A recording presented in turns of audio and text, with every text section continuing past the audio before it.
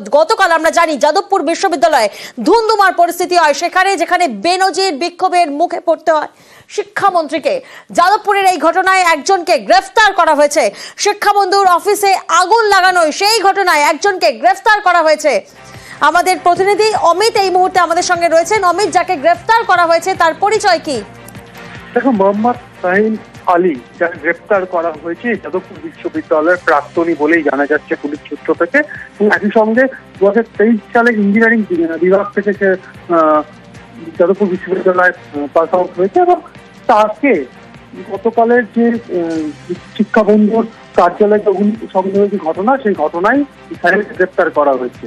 Police সূত্র থেকে দাবি করা হচ্ছে এই অগ্নিকাণ্ডে বা অগ্নিসংযোগের ঘটনাতে যে এফআইআর নেম রয়েছে বা যাদের বিরুদ্ধে অভিযোগ রয়েছে, এই এফআইআর নেম হচ্ছে শাহিন। কি কারণে সে ঘটনাস্থলে পৌঁছেছিল সমস্তটাই কিন্তু এই মুহূর্তে তদন্ত করে দেখা হচ্ছে। তবে শাহিনের বিরুদ্ধে নির্দিষ্ট অভিযোগ রয়েছে, সেই কারণে তাকে গ্রেফতার করা হয়েছে। বেশ, অমিত তুমি আমাদের সঙ্গে থাকো। আমরা তো মেন বিল্ডিং এ ছিলাম, রাউন্ড মেরে গিয়ে আমি মেন বিল্ডিং এ বসেছি, ওখানে ফোন করলো কি এখানে আগুন আবার ধরে গেছে। আমি তখন এসে দেখি সত্যি আগুন ধরে।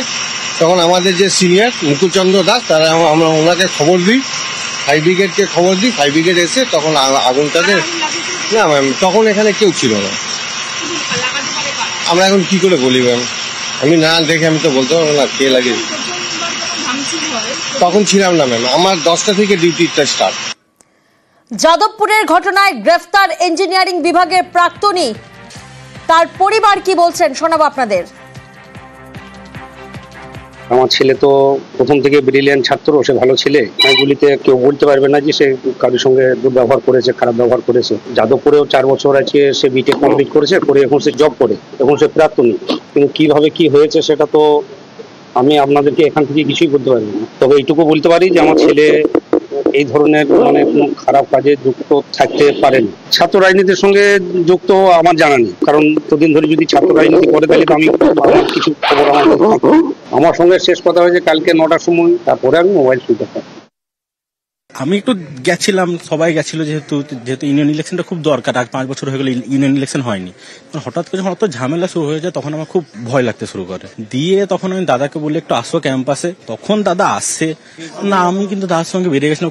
যখন কোনো অগ্নিসংযোগ হয়েছে সেখানে আমাদের কোনো স্টুডেন্টেরই থাকার কথা নয়। প্রায় 5-6 জন মতো পুলিশ সিভিক ড্রেসে আসে, বিনা ওয়ারেন্টে আমাদের রুমে আসে। তারপরে তখন ওখানে দাদাকে গাড়িতে এসকর্ট করে যাদবপুর থানায় নিয়ে যায়। কিন্তু পুলিশ আমাদের সঙ্গে কোনো কমিউনিকেট করতে চায়নি। আমি প্রথমবার গিয়ে দেখছি কোনো পুলিশ স্টেশনে গেটে তালা মেরে রেখেছে পুলিশ। দাদা হচ্ছে TCS এ জব করে।